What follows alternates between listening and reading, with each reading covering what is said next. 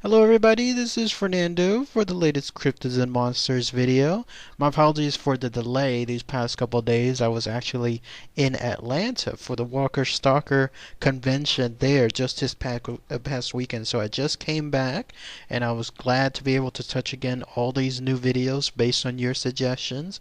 This one was actually suggested, if you could believe it, over 2 years ago. My, how time flies when it comes to doing these videos. I can't believe, and looking at these suggestions, I mean, this is just a midway point. It was already over 2 years ago, so there's probably another 2 years beyond that of other suggestions too. This one is interesting because it has to do with a concept most popularly known here, let's say in the US with the chupacabra, but there's a slight twist, there's a variation to it. And so this one is a cryptid that's located there in the Philippines, and because of its twist, I wanted to show it here because it absolutely, in my opinion at least, makes it a little bit more creepier, especially when you realize you may not even have seen or heard or smelled this thing coming across you and doing its infamous act. So it's called, in this case, the cryptid is known as the Sigbin, which you're looking at a picture of here. And again, it's a creature located there in the Philippines. So let's go ahead, let's talk about all the neat information tied to this. So what is the Sigbin? Well, it is a creature that has been in the Philippines for a long time. So much so that it's part of their mythology, in fact. It's one of those things where apparently people talk about it between separate generations of families. And I had mentioned earlier about its similarities to the chupacabra because when you look at it, at least visually, it looks like our version in this case of the chupacabra, but there's some slight differences to them. The biggest similarity, though, is that they both suck the blood of their victims. So that is what is relation, that I guess the related link between the two of them. But there's that twist that I was mentioning earlier. In this case, instead of the chupacabra, let's say, coming up upon someone and either sucking them straight from their body, this creature, the Sigbin, actually can suck the blood from their victims, if you can believe it, from their shadows. That to me makes it far more creepier because you could just be standing there just in the middle of somewhere, just nonchalantly going about your business. Maybe you're sitting down, maybe you've got your iPad turned on, and lo and behold, you don't know it, but behind you, your shadow is, let's say in this case, the angle of the sun, creating a very long shadow. And then there's this thing, the Sigbin, creeping around the corner in an area where you can't see it, at least from your perspective, but it comes across your shadow, and then it's able to lower its head and then use, I guess, whatever mouth it has to start sucking the blood from the shadows. So isn't that creepy? I mean, imagine if the people there in the Philippines, they have to be extra careful wherever they are, keeping in mind where their shadow is at all times, because they may never know when they're just standing still or doing something where their shadow is out of sight, but not out of sight of this thing. So that is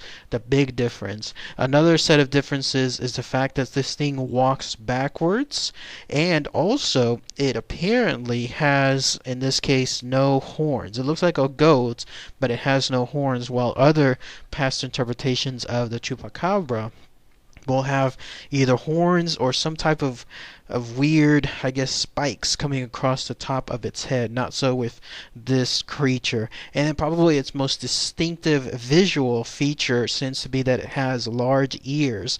Very, very large, in fact. So much so that it can manually clap them together as if they were hands. And the sound that it makes is also like if you would visualize some hands clapping together. That is what this set of ears does too. And then lastly, it has a very, very long tail, so much so that it can use it as a whip of some sort. And then also, you know that you're in the presence of this creature because sometimes it's supposed to emit a very bad, quote-unquote, nauseating smell. So there's also that feature too. Now, if you're wondering how this thing also can creep up on people without being seen and stay there for long periods of time, in this case sucking the blood from someone's shadows, here's a trait that apparently, I don't know how, I guess, true this is, because considering the trait, it's kind of hard to prove, but apparently this thing can turn itself invisible, just like the predator. It can turn itself invisible to everyone, including humans and other creatures. So that could lead it to essentially successfully come across a lot of creatures and humans and then start sucking their blood without others becoming unaware of this fact. So very, very interesting stuff. That could be its probably most dangerous trait, the idea that it can come around invisible, and they can become invisible and come around invisibly to your area, and you would never even know it, but for the fact that maybe if you could catch its nauseating odor, then that could alert you to its presence. As far as when this thing comes out, it seems to have a particular week called Holy Week there in the Philippines. It seems like that seems to be its trait. And then another very interesting thing too is that this creature actually ties in to another very famous cryptid that I've talked about, the aswang, which I'll include the link below just in case if you wanted a quick review of this creature that I talked about a while back. So it's interesting that the two are tied together. This one, the aswang, is also a pretty nasty, pretty nefarious creature also located there in the Philippines. The relation is that the aswang seems to be the master of this thing, this Sigbin. So in this case, the aswang, if they had a version of their own pet dog, this would be it, if you could believe it. So that's very, very fascinating to realize that these two cryptids are tied together in that manner. So that's it. That's pretty much all the information tied to this Sigbin. They're located again in the Philippines. One last quick note as far as what this creature could truly be. In this case, let's say let's say sightings that are more explained in a realistic manner. There's the idea that it could be none other than a kangaroo, a misinterpreted kangaroo.